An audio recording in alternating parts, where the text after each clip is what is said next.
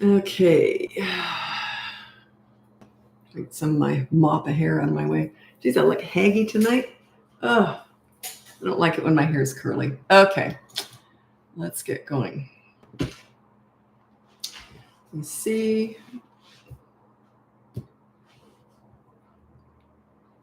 Okay. There we go. Okay, I'm just waiting for everyone to turn up. Got a couple people on YouTube. I'm on my phone with social media, and YouTube is on my computer. I tend to look mostly at my phone because those are my big platforms is social media. YouTube's my smallest platform. I don't get a lot of questions on YouTube, but I'll do my best to answer whatever comes in. But that's where all my lives are saved, is on YouTube. Okay, hello everyone. People are dribbling in here. Okay. I'll just wait till a few more people turn up first. I had a lovely Mother's Day weekend, actually. I hope you had a good Mother's Day. I spent Saturday with my son and granddaughter and yesterday with my daughter. So it just worked out with our schedules that way. Plus I got to stretch it out. So it was wonderful. I hope you had a good Mother's Day.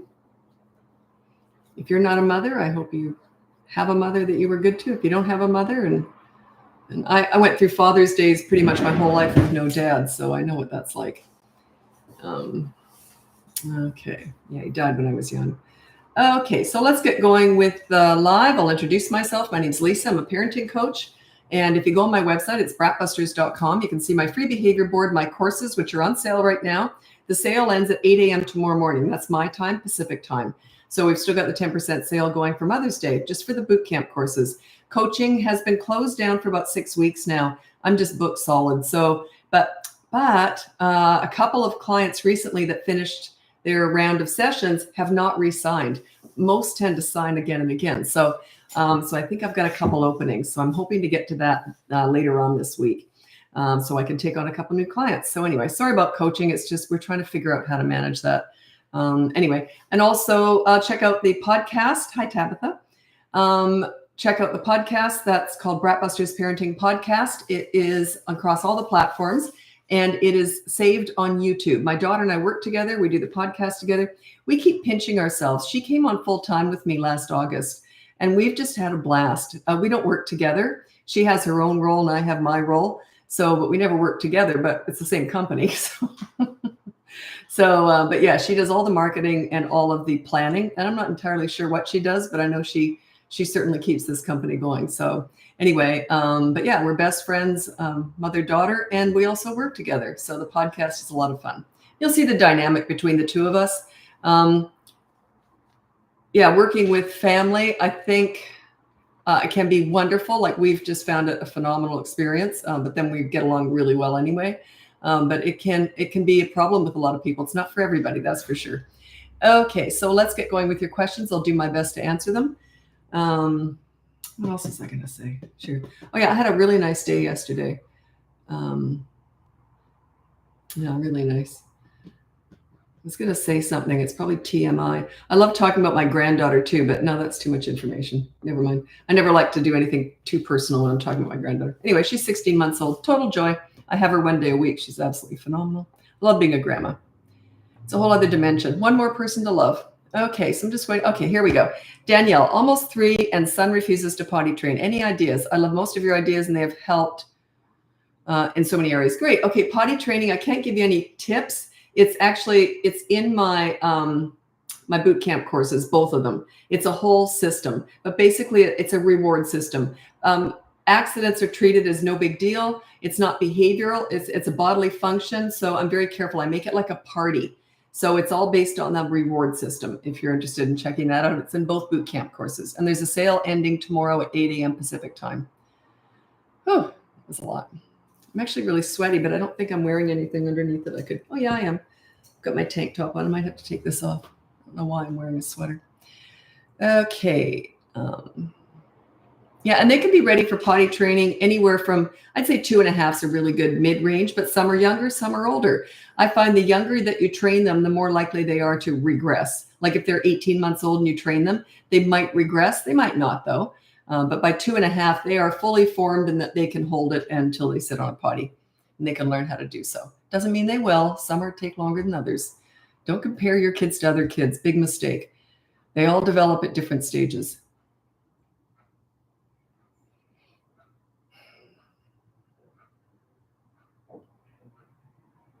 Like some people will say to me, oh my God, my child's he's 3 years old and he's not talking yet. A lot of 3-year-olds don't talk. A lot of 3-year-olds are just starting to talk. I'm not saying, if you're really worried, go to see your medical practitioner. But I've known a lot of 3-year-olds who didn't talk, barely. They just weren't interested.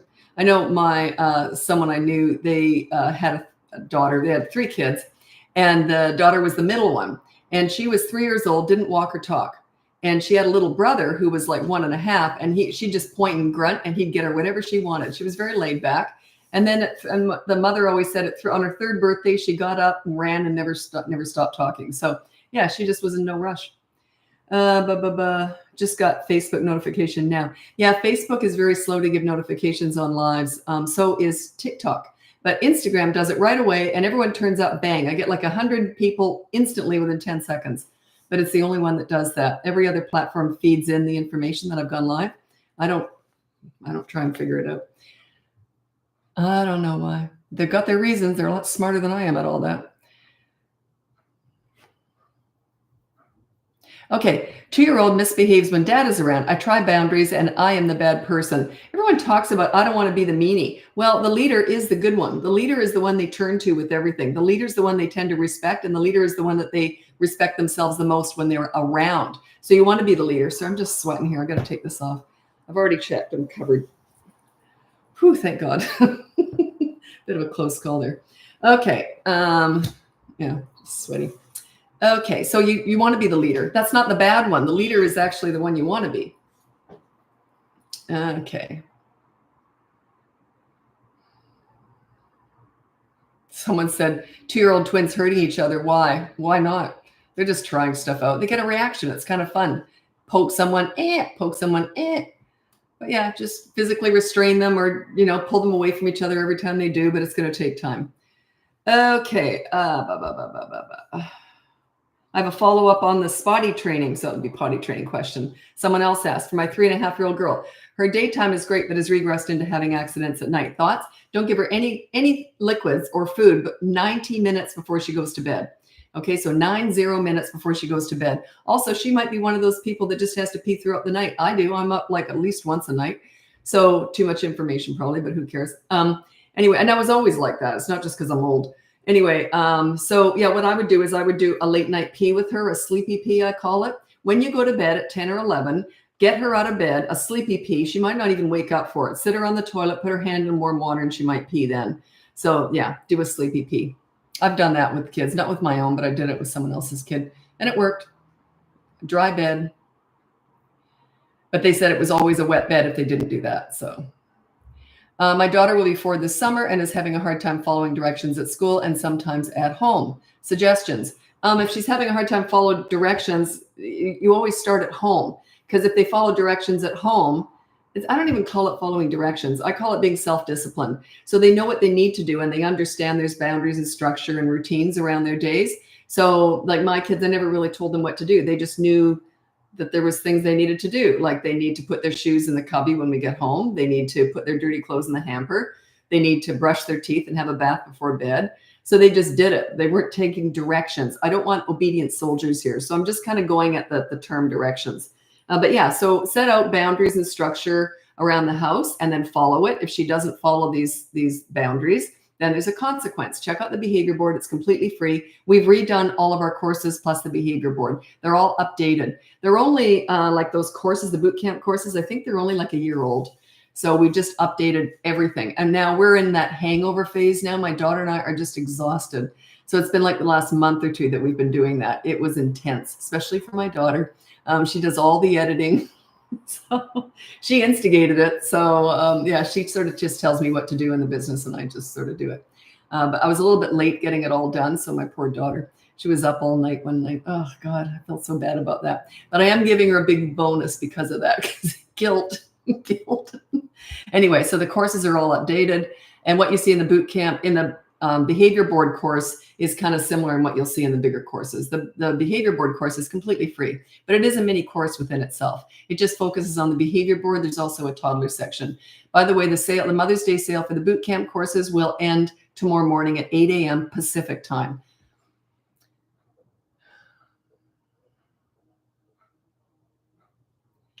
A 4-year-old likes to stick their tongue out if they're told no, so just ignore it. That's in the attitude department.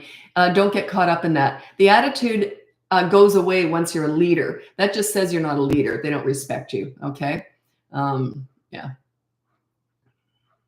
Goes away. But it happens organically. You got to prove that you're a leader first. You got to earn that. So yeah, I don't address attitude. There's no point. It's just a tell. It means, oh, I got some work to do on myself. That's the way I would look at it. Yeah, I got some work to do on myself. As a leader, you take full responsibility. Everyone's trying to fix their kids. I don't do that. I fix and teach parents. The kids are just a reflection of your parenting. So you fix you, not your kids. They will follow suit. If you're a leader, they will follow suit. But you got to fix yourself, not your kids. Everyone's trying to fix. They're just a product of you. What they're doing is a product of your parenting. Except when they're toddlers, they're just crazy anyway. They're in the discovery phase. They're going to do crazy stuff. It's only for I call toddlers 16 to 35 months. And my granddaughter's just over 16 months old now. And you can see it. You're walking with her. And now you'll say, okay, come on. And then she'll turn and want to go the other way now. Just starting to find her own. Just starting. So we'll see what happens. Okay. Oh, she will only have no accidents when I get up. This is how old was she? I forgot. 3.5 years old. Yeah, you can't expect a 3.5-year-old to get up in the middle of the night all by themselves. Yeah, I wouldn't. I think it's too big of an ask. It's kind of creepy at night. And she might not wake up and be lucid enough at that age to think it through.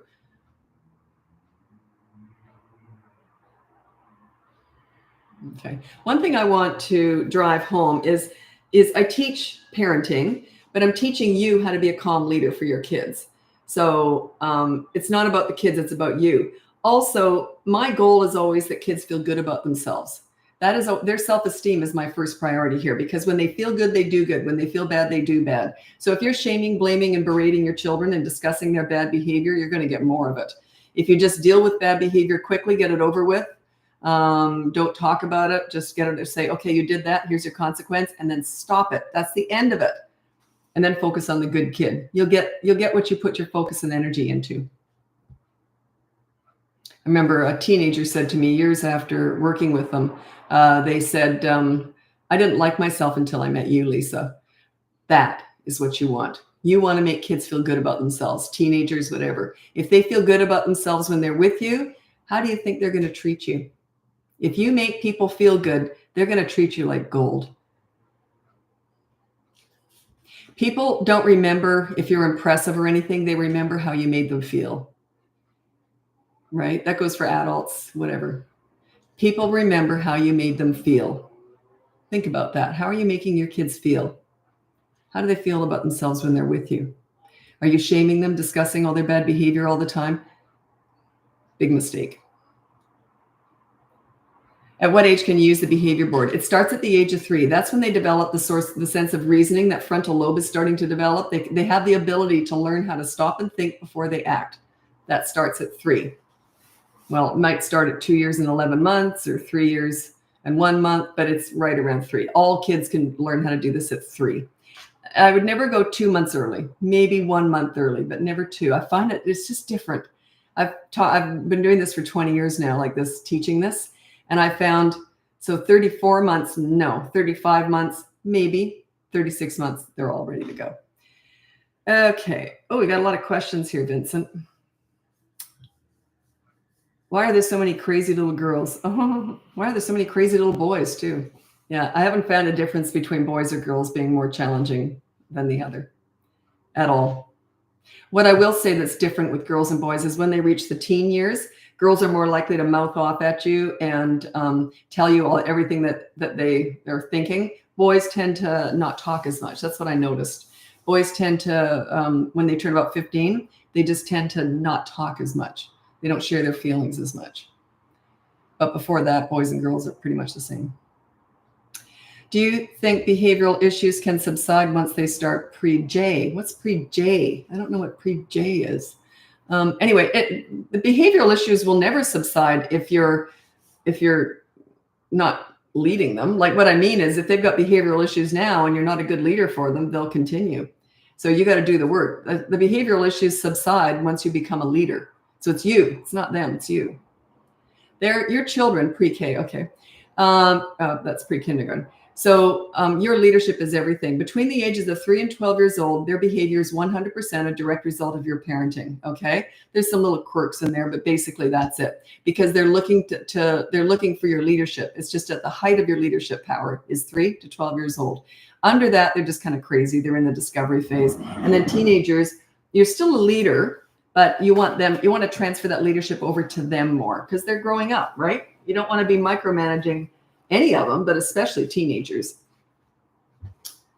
I'm going to read out my top 5 tips for parenting teenagers. They're my favorite age, teenagers. As you know, if you've been following me, they're the ones who told me, you got to teach this, Lisa. Like, I love teenagers. When you know how to talk to them, when you understand them, they're fantastic. Okay. My top 5 tips for parenting teenagers. Number 1, listen to understand and show empathy. You do not listen to gather information to lecture with, or they will shut you out. If they want your advice, they'll ask for it. They already know it anyway. Number 2 is you negotiate as much as possible. It goes something like this. I want your dirty clothes in the hamper. What do you want from me? You're building mutual respect, reciprocity, right? Number 3, don't sweat the small stuff with teenagers. If they do something stupid and it's not a big deal, just say, well, that was stupid. Do you want to hear what I did when I was your age? And laugh it off. In other words, we all make mistakes. You do too. You did too. You continue to do them. We all do. Life is messy. Number 4, don't leverage the good times to discuss the bad times. What I mean by that is I've often coached parents into how to bond with their teenagers. And then I say, do not start talking about their bad behavior now when you're bonding with them. Big mistake. Every so often one will slip through and they just can't help themselves. They'll say something, the parent will say something like this. Hey, this is fantastic. We're going out for coffee. We're enjoying each other because the last 2 years with you have been hell. And they can't figure out why the teenager walked out and flipped them the bird. So yeah, be careful with that. So when do you discuss the bad times? Never. What's the point? When's your revenge? Your payback is when they're all grown up and they have teenagers of their own who are giving them a problem. You can just sit back and watch the show. I know it's a slow burn, but anyway. Number 5, you can be a right fighter or you can be happy. Think about that. You can be a right fighter or you can be happy. That's pretty much with anything or anyone. I'm pretty good with words. I used to be a right fighter. I'm pretty good with words. It's not a likable quality. I used to be proud of it. Now I'm embarrassed by it.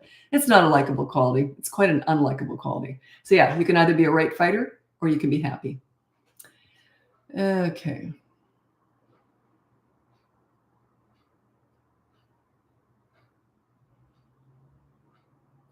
So I'm just skipping ahead to make sure you're still here when I answer. Don't forget the sale, Mother's Day sale ends tomorrow morning at 8 a.m. Pacific time. So that's the 10% off the boot camp courses.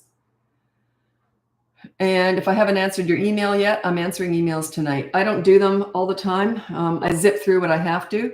But yeah, I get just hundreds of emails every day. So I'm very careful. And I'm juggling about 100 clients a day at any given time. I mean, some are on hold because things are going well and, you know what I mean? But yeah, so I get a lot of emails. So I think clients who know me know that they have to keep emailing me if they want me to answer.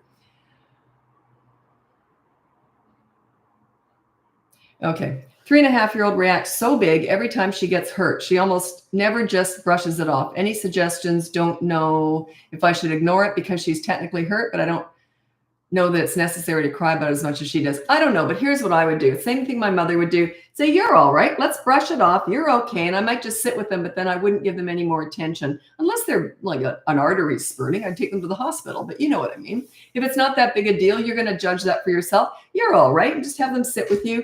And then you can just chat about something else. I would direct the attention somewhere else. So, and do you play with them enough? Is that the only way they get attention? That could be it too. By the way, don't just phone it in. You've got to enjoy your kids. Don't just phone it in. Don't pretend to enjoy them. Find something that you enjoy doing with them. And they know when you're pretending. So it's not the same. When you laugh with your kids and you're actually enjoying them, they know it. And that's what fills up their cup. Their love language is fun and playing, and also you're connecting with them. So maybe she doesn't feel she gets enough attention. I don't know. Could be that. taking a kid to a park and sitting on a bench and watching them like this is not attention. It's when you're playing with them, laughing with them, involved in the play. That's what I'm talking about. When I talk about connecting with kids, I wasn't just sitting going like that. I was rolling down the hill with them. You got to play with them in their world.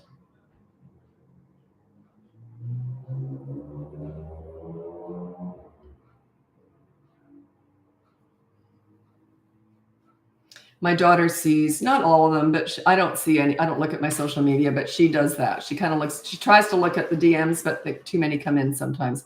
But anyway, there's a lot of people out there who are, if you're asking a lot of questions on DMs, go on my website and see where you can ask questions, because it's just the two of us running this business. I'm not going to hire someone to do DMs because they couldn't answer the questions anyway. So, but yeah, if you have to ask questions, our podcast is one of the places that I answer questions. And here, these are I think the only two places I answer questions, parenting questions.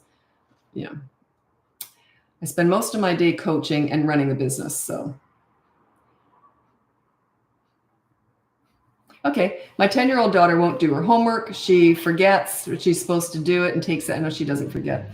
There you go. Because for her grandma, she has no problem doing it. I've tried everything I can think of. Just you withhold something. Use an incentive-based program. Well, sure, you can go on the iPad as soon as you've done your homework, or you can have a slotted time of day every single day to do the homework. So maybe right after dinner for 30 minutes or 1 hour. That's when she does her homework. If she's using a screen, make sure it's facing you so you can see what she's doing.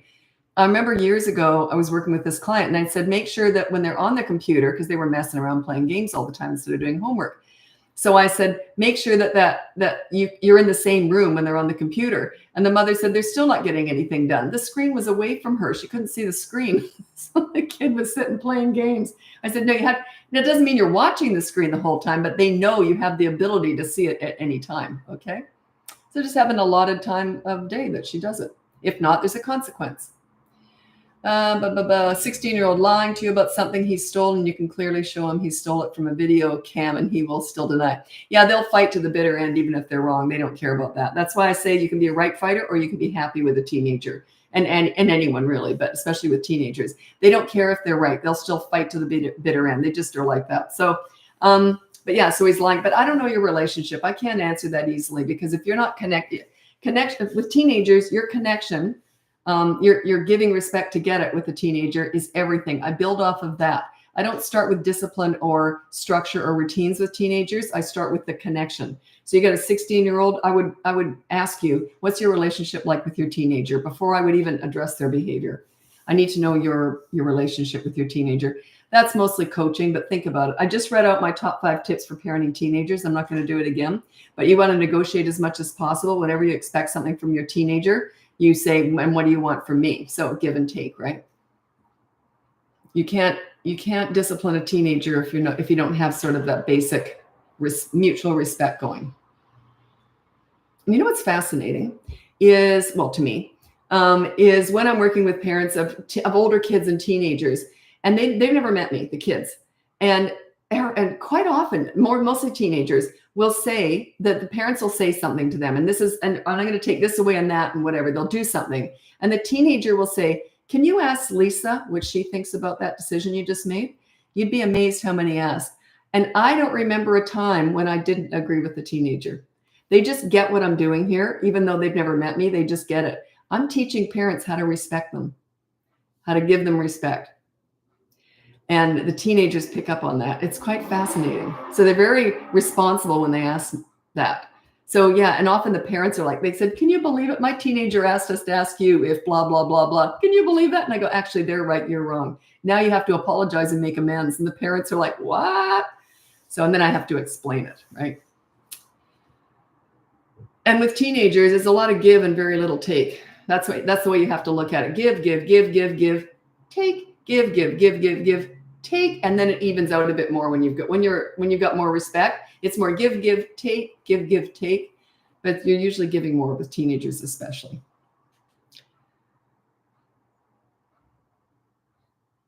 Looking for advice with a almost 4-year-old daughter having poop accidents all the time. I think it's about control. Could be. It's usually boys, by the way, who have problems with that. But I'll tell you why. Okay. If they're more inclined to have accidents with pooping and not with the other, it's usually 3 reasons why that is. If they already pooped on the toilet, maybe I shouldn't say that word. I might get banned somehow here. Anyway, if they've already done number 2 on the toilet, they might have had splashback, or they don't like the coldness of it, or they don't like the hanging feeling because it's hanging in midair and it's pulling on them, right? Those are 3 reasons why they often will not, number 2 on the toity. So what I suggest you do to cover all 3 of those is you use a little porta potty, and then you put toilet paper in the bottom that's touching their bum. So there's not going to be any splashback. There's no pulling and hanging because it's going to hit the bottom before it's left their body. And then number 3, you can hike up the heat in the bathroom or put a duvet or a doona or a blanket around them while they're going. Sometimes works. Okay, I've got to move over to Instagram now if you want to join me over there. But if not, check out BratBusters.com. You can get my free behavior board, the boot camp courses. The Mother's Day sale ends tomorrow morning at 8 a.m. You can look into coaching. Sorry, there is a huge wait list for that right now, but we're trying to figure something out. And I really apologize too. Some people have contacted me. I always say I take on existing clients, number 1, then number 2 is crisis clients. I haven't been able to take on any crisis clients in 6 weeks just because my current clients have been rehiring me. So they always come first. So it's really frustrating for me, to be honest. Trying to figure this out. My daughter and I are going to work on it. I think the end of this week, we're going to work on how to manage this better. I don't know what we're going to do. Anyway, and then check out the podcast. It's BratBusters Parenting Podcast. It's across all the platforms, and it's all of our podcasts are saved on YouTube. So if you want to watch my daughter and I do the podcast, that's where you can do that. The last one, there's one every Tuesday and Thursday we do one. The last one was a Mother's Day special, sort of lessons learned from our mothers. I talked about my mother. She talked about me. And there's a really good story at the very end that made me look really bad. And it only happened about a week or 2 ago. It was embarrassing, but yeah, I knew it was going to come up. I have no filter, so let it fly. Anyway, it was a good one. Okay, so we'll talk to you later, and I'm hopping over to Instagram, and I'm on YouTube the whole time. Happy parenting.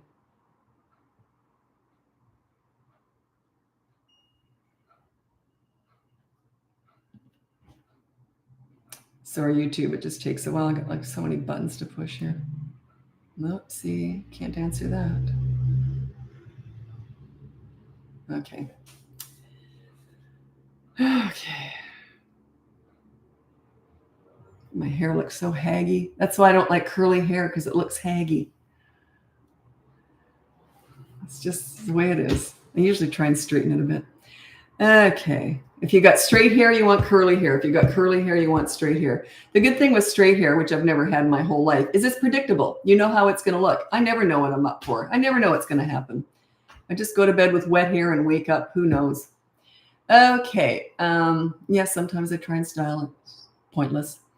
Okay, so let's get going with the live. My name's Lisa. I'm a parenting coach. If you go, hi, Ina, hello. If you go on my website, BratBusters.com, you can get my free behavior board, the courses or the boot camp courses, one for toddlers, one for 3 to 12-year-olds. The 10% off sale for Mother's Day ends tomorrow morning. That's 8 a.m. my time, Pacific time. What's haggy? Haggy is witchy, old lady, like an old hag. I feel your hair pain. Yeah. No, I won't go into it. But my whole life I've had huge, huge hair. But I'm happy now. I'm in my 60s, and half of my hair fell out. So I have half the hair I used to. You should have seen it before. It was horrendous. So much. It was huge. I was like Diana Ross in the 70s, which you probably wouldn't know about. But anyway, the bomb. I'm the bomb. Like, I'm taking that as a compliment. Okay. What should I focus on at 15 months old? Playing. Play hard.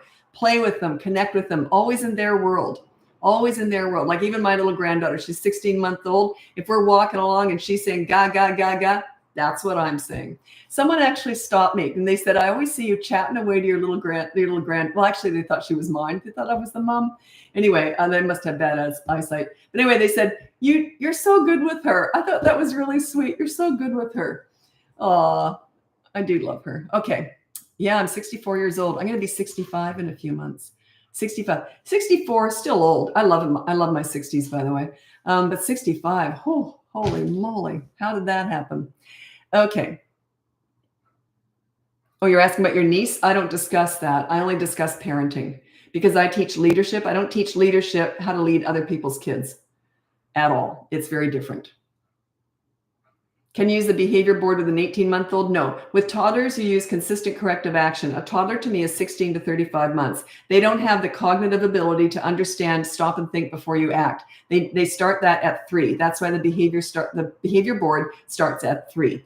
Okay. So 18 months old is all consistent corrective actions. When they do something, you say no quickly. You got to be right in the moment though. They have to connect it.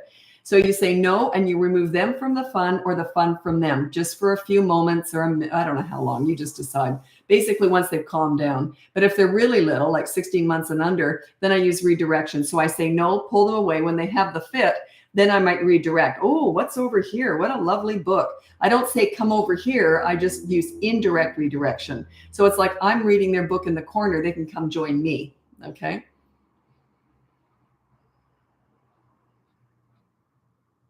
So I just went through that. Consistent corrective actions. You remove them from the fun or the fun from them, just temporarily. And you always ignore fit scenes, meltdowns, and tantrums. You're just standing nearby. If they're getting violent and hitting themselves or something, you physically restrain them. You still don't look at them or talk to them. While they're having a tantrum, look like you're just filing your nails waiting for a bus. But you're nearby. You're not talking to them or looking at them. As soon as they finished, oh, you all done? Do you want to go read a book?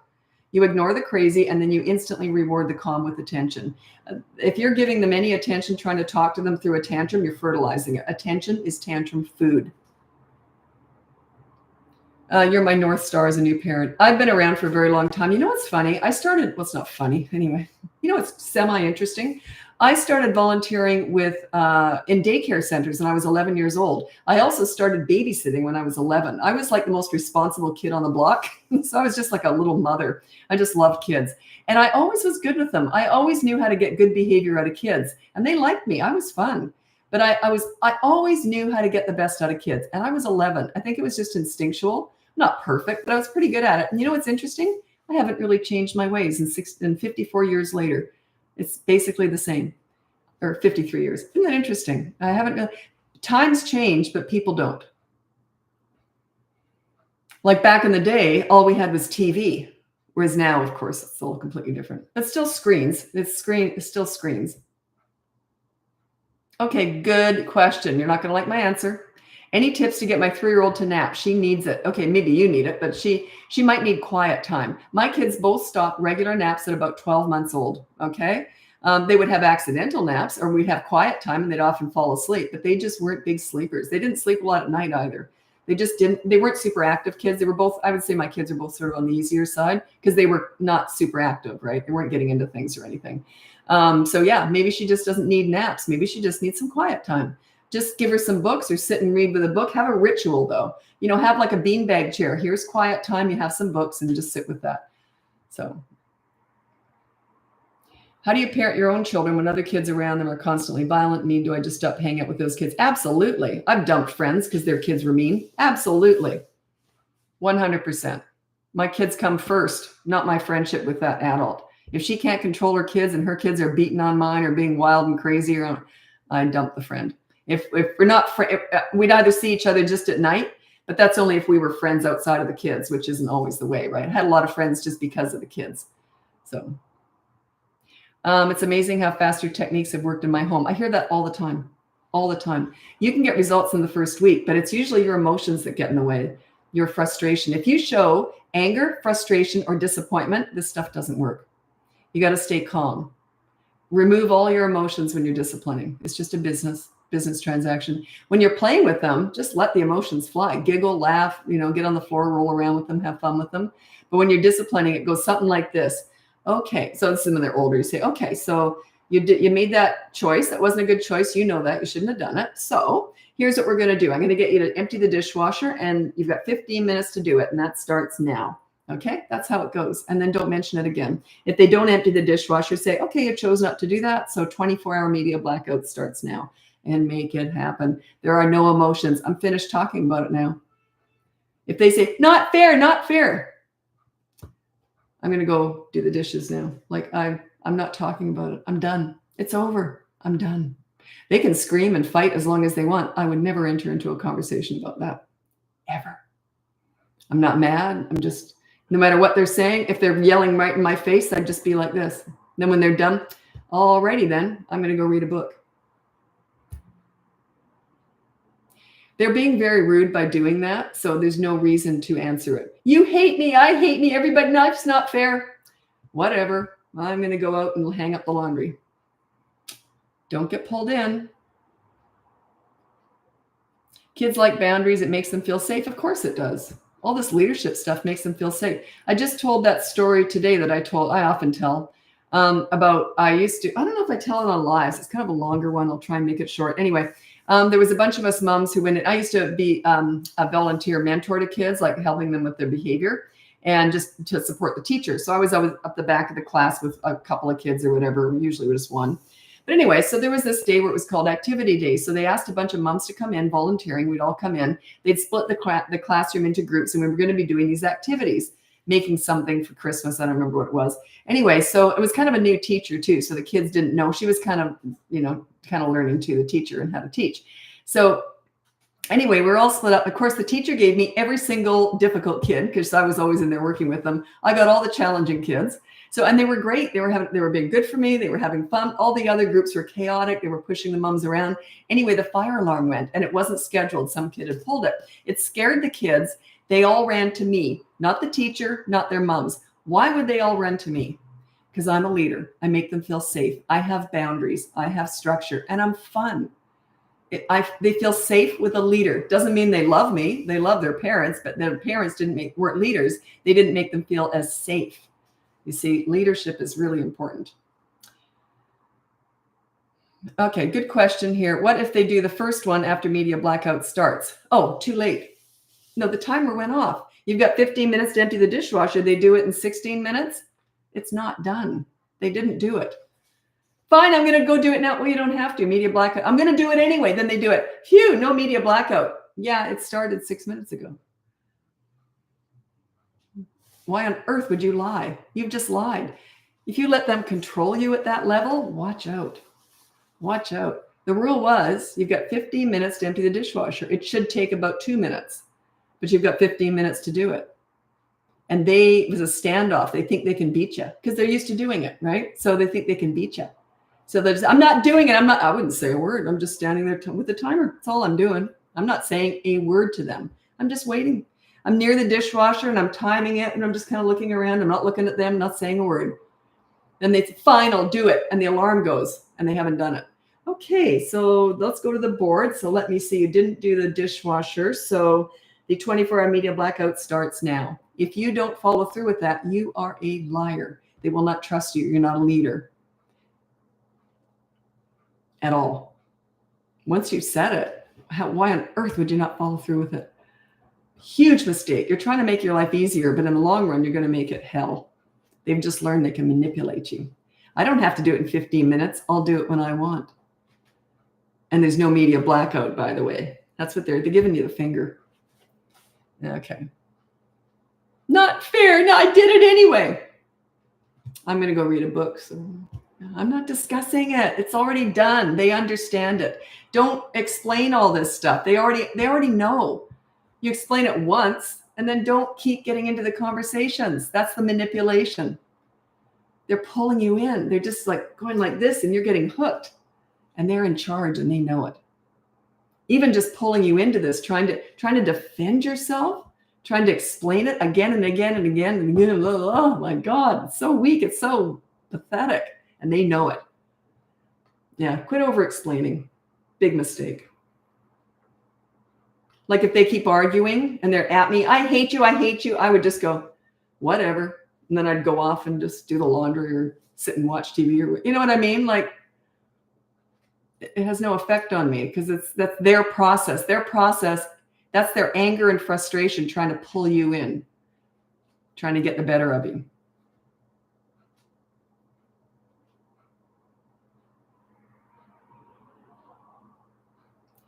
I don't quite understand this one because you didn't put an age. It's about the yogurt. And you have to put the whole question plus the age again, or else I won't connect the two. But I need an age. I can't answer that with an age. How to control 16-year-old always talking back. You don't control teenagers. You control yourself. You're not a leader, else there's no way they would give you any sass. If you're a leader, they respect you too much to do that. So work on yourself. It's just a tell. I worked with troubled teenagers. I didn't get any sass. No, well, the first 2 or 3 weeks I did. They were testing me. But after that, they treated me like gold. Why would they do that? Why would they do that? Because I made them feel good. I know how to give respect to get it. So yeah, it's not controlling them, it's controlling you. You're probably talking too much. You're probably explaining yourself too much. You're probably lecturing. Are you? Are you repeating yourself and lecturing and telling them everything that they're doing wrong? And yeah, it's kind of a mess. So if they're giving you any disrespect, it's just a sign you got to work on yourself. Okay. Thanks for your advice last week. It really helped with my almost 15-year-old with being on time to school and gaming at night. Oh, good. Okay. You see, this stuff does work. You just got to put in the time. You got to do it. Will you be doing a teen boot camp? Yeah, oh God. If you saw what my daughter and I are doing, keeping this business running, I would love to write a book, and I'd also love to do a teen boot camp course. It's just our days are packed. My wait list for coaching is embarrassingly huge. So I'm trying to get to that. That's our focus right now is coaching, because I've got a lot of people on the wait list who are in crisis and I can't even take them on. I'm just so booked out solid. I would love to do a teen boot camp course. I was hoping to write a book and do the teen boot camp course this year. So yeah, I'd love to do both. It's just time. It's just time. And I can't pass this stuff on to anyone else either. My daughter does all the marketing and planning, but I do all the parenting stuff. So no one can help me with that.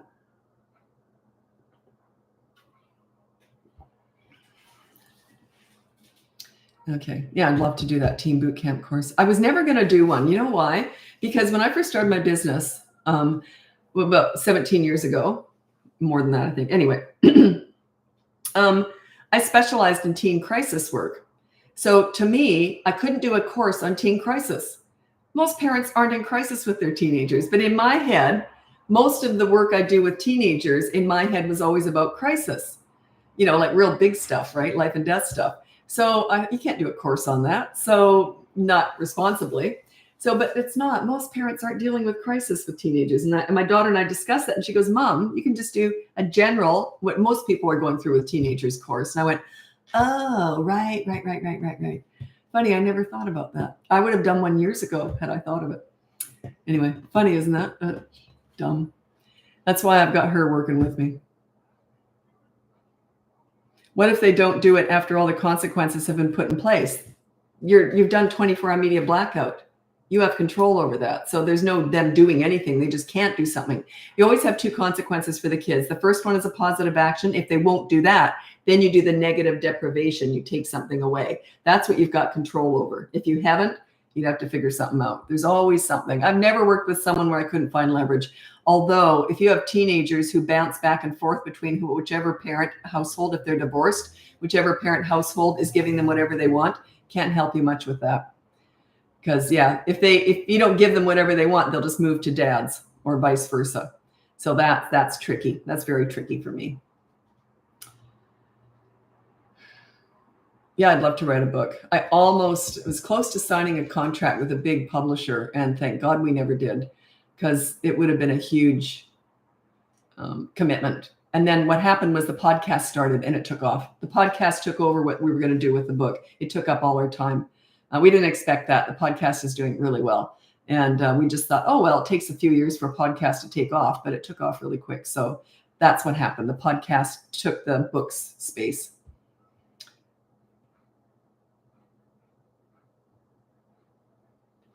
A 5-year-old bites her nails so bad they bleed. Should I use the behavior board? I can't really answer that because that's a habit. It's not a behavioral issue. So you can try the bitters, and none of that really works.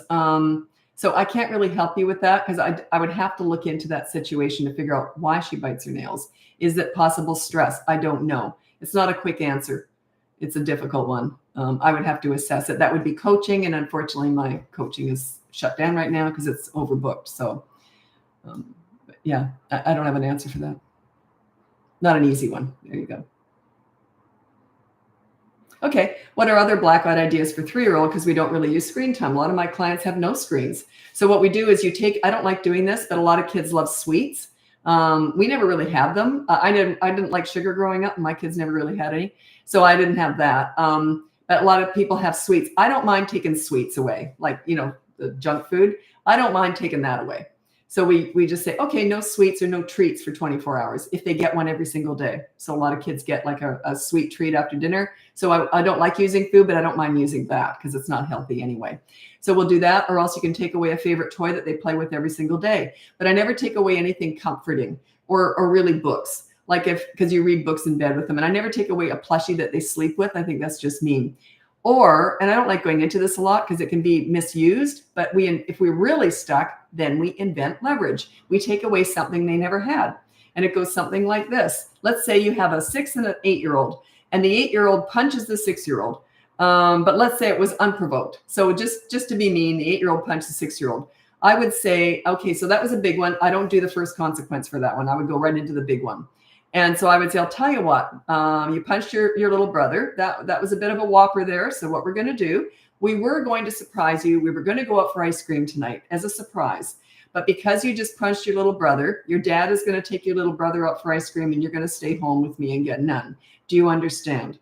That's called it. You were never going to go out for ice cream. You just invented that. So the other one gets a reward for being hit, right? He gets ice cream and this one gets none. Here's what a lot of parents make, this huge mistake. Do I get ice cream tomorrow if I'm good? Say, no, that was going to be a surprise for tonight. It was going to be a treat. You don't owe them that. If you give it to them the next night, the lesson is completely lost. That you look weak. Okay, I guess I should give it to you tomorrow. I guess I do owe you that. No, you do not. You just invented leverage, take it away, and you don't owe them that. It's not a treat if they demand it and expect it anyway, right? And that's called inventing leverage. What ages would you apply the blackout to? It depends. If it has to be 3 and over because that's the behavior board. But if they have screens every single day, any age. But it has to be a daily ritual kind of thing. Like every night or maybe after school every day they get to the iPad for a half hour. That's what you take away. Don't forget the sale, Mother's Day sale, 10% off the boot camp courses, ends tomorrow morning, 8 a.m. my time, Pacific time. Would you be doing more teen such a good question. My daughter and I just talked about that today. Would you be doing more teen podcast episodes about transition from tween to teen, or just more episodes about teens, please? We just talked about that today. You know why we're sort of pulling away from that is we don't have an offer. So this is what you do with teens, and I can't help you after that. That's why. It's like, okay, so what do we do now? You gave us a quick answer on a podcast. Where do we go from here? My coaching is shut down right now. That's all I really had for teens. We don't have a book on teens. I don't have a course on teens. So it's like, yeah, I can give you a little bit. So we will answer the odd thing, but we're not going to really do a whole episode just on teens because I don't have anything that I can help them with further. You see what I mean? So yeah, just for now, we're just not going to focus on that. But I do specialize in teenagers. Certainly that's how I started my business with teen crisis work. They're my favorite age.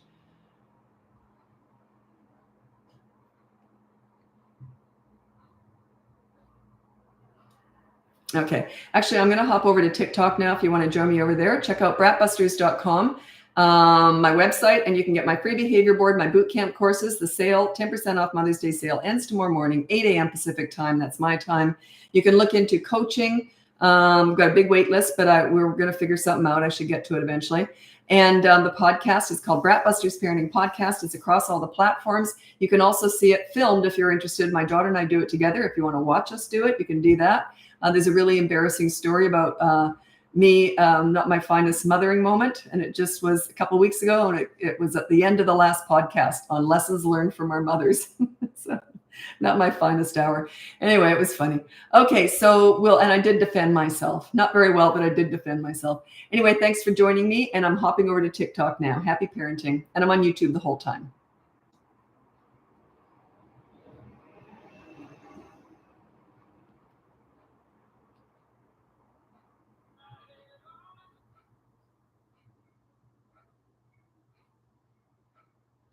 That is 10 buttons to push to get from Instagram to TikTok. That's exhausting. My thumbs are sore. By the end of the day, my thumbs are sore because I'm on my phone. I do a lot of work on my phone too. Okay, this is from Jamie on YouTube. My 6-year-old daughter is continually being sneaky and lying, thinking that I won't know. Example, I brushed my teeth. Yes, I took a shower. No, I didn't. Eat that candy because I'd catch her in the lies. That's an easy one. On the behavior board, it's completely free on my website, BratBusters.com. Her rule is no lying. And just say, if she lies about lying, just say, well, I'm calling it a lie, so here's your consequence. Don't argue it. Don't defend it. You know when she's lying. Just say, okay, you lied. Let's go to the board. Don't discuss it. Don't discuss bad behavior. Deal with it. Give it a consequence, and then stop talking about it. If they keep arguing, just say, whatever. Do not get pulled into the arguments, all these scenes. It's such a mess. Never get pulled into a scene. Once you've laid down the law, follow through, calm. Okay, welcome to the live. Oh shoot, I'm running out of battery here, and I don't have my corded one. Anyway, I guess I could I slap on my wireless one on the back? I guess I can't. Okay, I'm just going to go till my battery runs out. Anyway, my name's Lisa. I'm a parenting coach. Go on my website, BratBusters.com. You can see my free behavior board, my bootcamp courses. The 10% off Mother's Day sale ends tomorrow morning at 8 a.m. Pacific time, which is where I am. I'm in Vancouver, Canada, by the way. And what else? Where am I? Oh, yeah. That's the bootcamp courses. Coaching. I've got a big wait list. I'll get to it eventually. Sorry about that. And you can look into the podcast. My daughter and I do it together. We're best friends. We're mother-daughter. We also work together. She does all my marketing and all my planning. She basically tells me what to do, and I usually do what she says. Just I'm a little bit slower. She's so disciplined, and I'm more like I'm off darning a sock or something. I got in trouble for that one day. Anyway, okay, so let's get going with your questions. I'll do my best to answer them. And I like to mix it up too.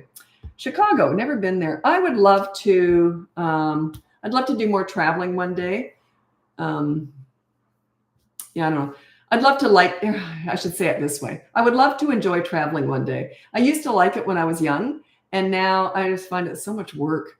And I live in a gorgeous city too, so it's not like I'm missing out just by being here. But anyway, yeah, hopefully I'll enjoy traveling again. Oh, hello, Lila from Australia. That's where my kids were born and raised, in Australia. I was there for about 20 years. I only came back to Canada because my mom got ill. She passed away. She was 93. She died in my arms.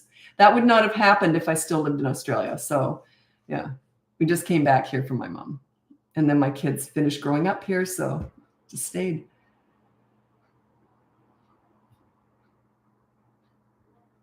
Sorry, I'm just having a hard time. It's sort of glitching here. You need to put an age. You have to put an age. I can't. So some questions I can answer without an age, but most I'd always ask that you put an age. Okay, do you have any podcasts or information for middle school teachers for classroom management? No, I'm not a teacher. I wouldn't have a clue how to do it. If you put me in front of a class, I'd probably soil myself.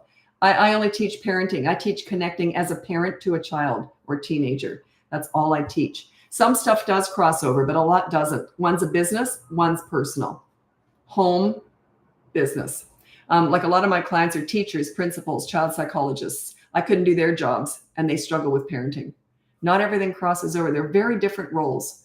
One thing that's really bad at home, but wonderful in the classroom, is a reward chart.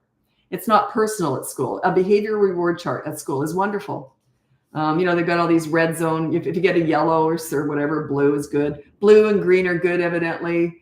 Yellow, red, and orange are bad. I don't know how it all works. There's lots of different systems out there. And that's wonderful at school. Now, if you use a reward chart for behavior at home, it's a total disaster. If you put a reward chart up for your children at home, you're saying to them, you're normally rotten. If you should happen to be good, you'll get a gold star. You see the message you're sending? If you put a behavior board up at home, you're saying you're normally wonderful. If you should happen to do something rotten, I know how to deal with it. See the difference? You're sending a wrong message with a reward chart. Could you imagine if your husband or wife put up a reward chart for you? You were really good today. I'm going to give you a gold star. Think about it. It's no different. Okay. Wouldn't go over very well, would it? Okay.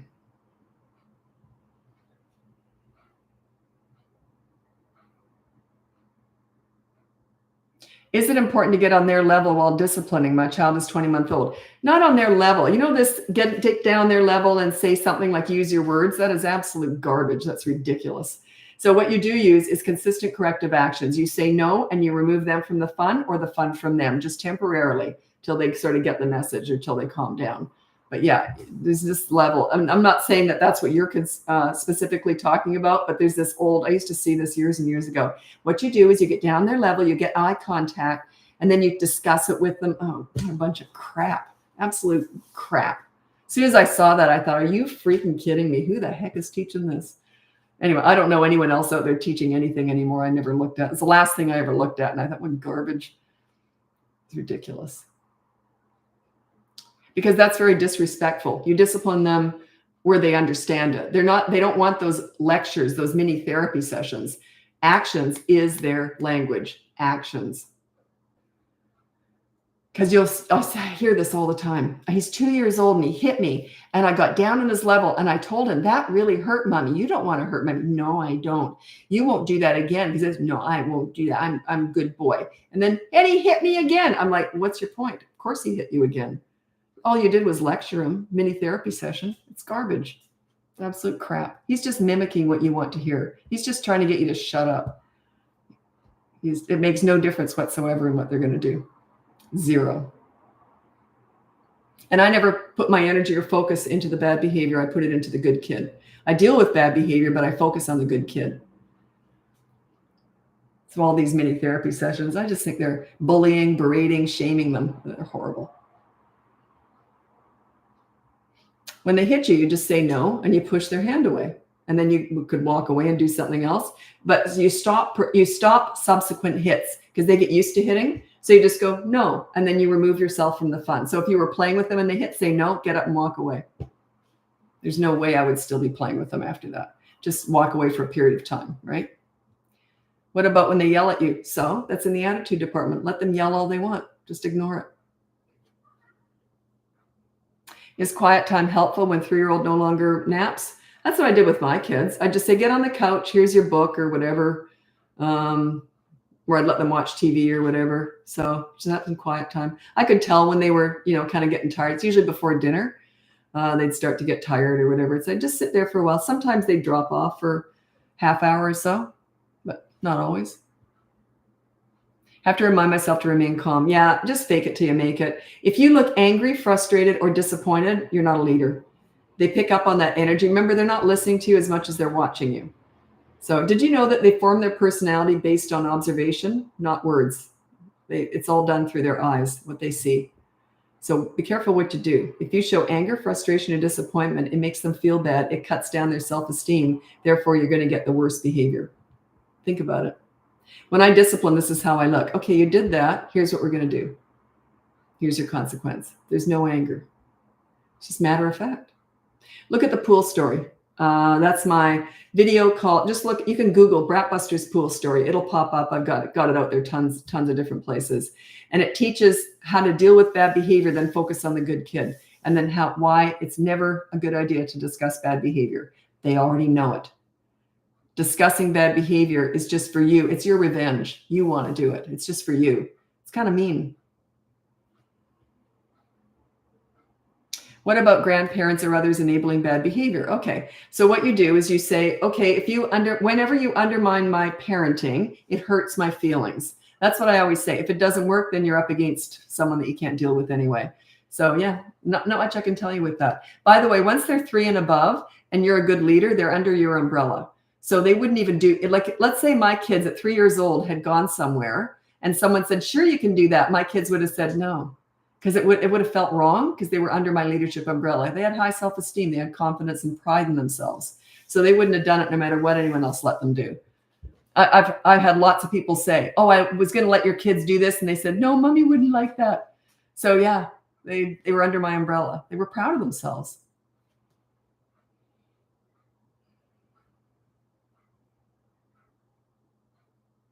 Yeah, whenever you say to someone, when you undermine my parenting, you hurt my feelings. If they don't respect that, they'll usually argue, I'm just trying to help. Still hurts my feelings. My intentions are the best. Still hurts my feelings. People don't give a crap what your intentions are. They only care about how you treat them. They only care about your actions, not your brain thought beforehand. Like a lot of people hide behind good intentions. Well, I didn't mean it. Who gives a crap? You still did it. It still affected me, right? It's just one of those stupid passive aggressive things that people use. Oh, my intentions were this. I don't care. Right? He still hurts my feelings.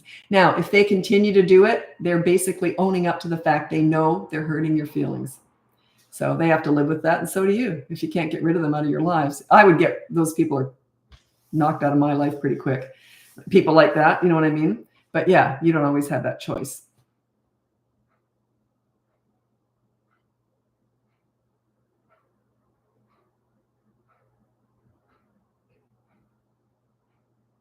This is kind of a tricky question on here.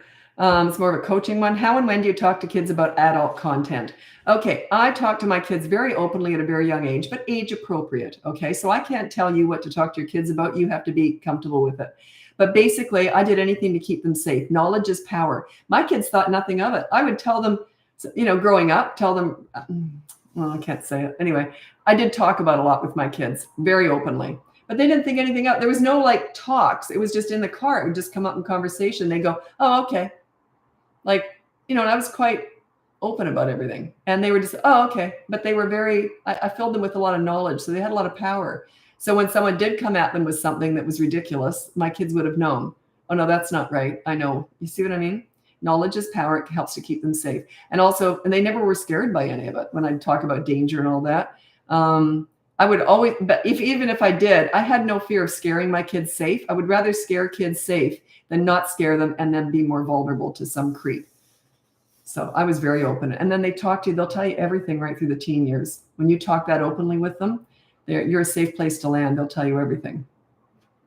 But don't lecture, just listen. Oops. Okay, if I do run out of battery, I can't recharge it while I'm doing this, unfortunately.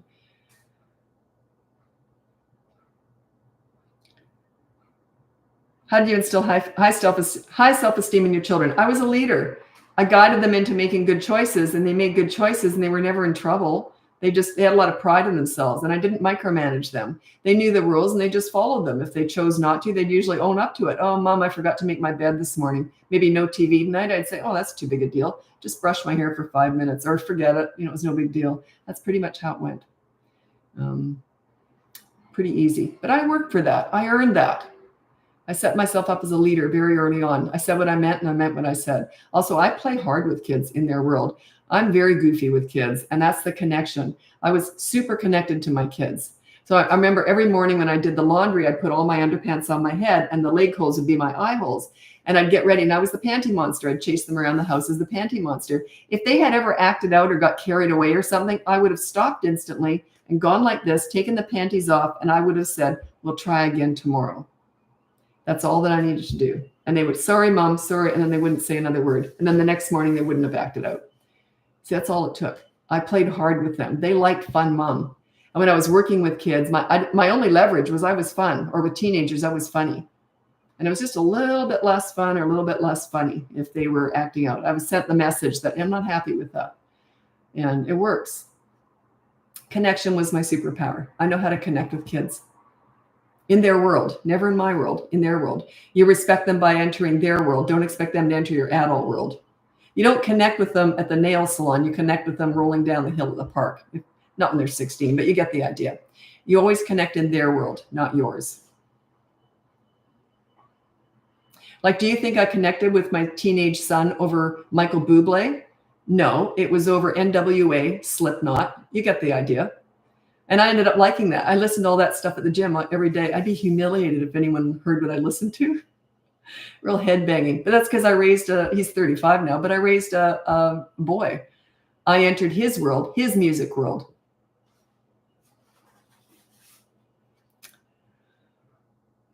So yeah, give them respect by entering their world. And you might learn something. If you're not learning something about yourself and about life by raising kids, especially teenagers, you're missing out. You're messing up. You are really missing an opportunity. They're fascinating.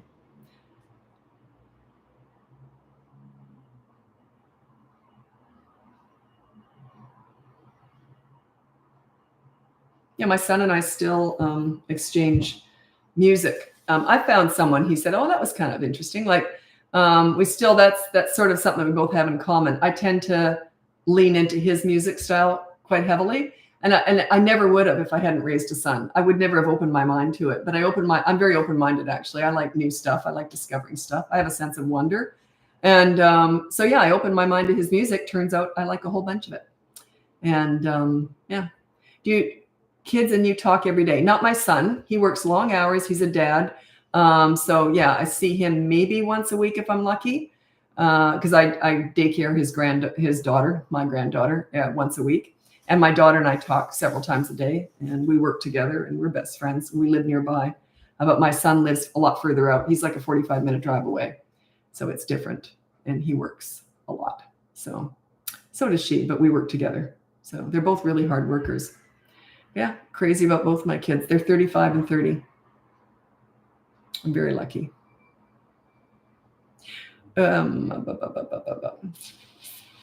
What do you do for work? Me? This is my work. I'm a parenting coach. Check out my website, BratBusters.com, and you'll see what I do. And my daughter works with me. She only came on full-time last August. And we have been working hard. We went from, I think last August, we had 1 million followers. And now, whatever time that is, I don't know, 9 months later, we've got 2 million followers now. And that's mostly my daughter. She does all the marketing and social media. So, but yeah, this is what I do for work. This is it. I stopped doing timeout. Good for you. I hate timeout. Can't stand it. Good for you.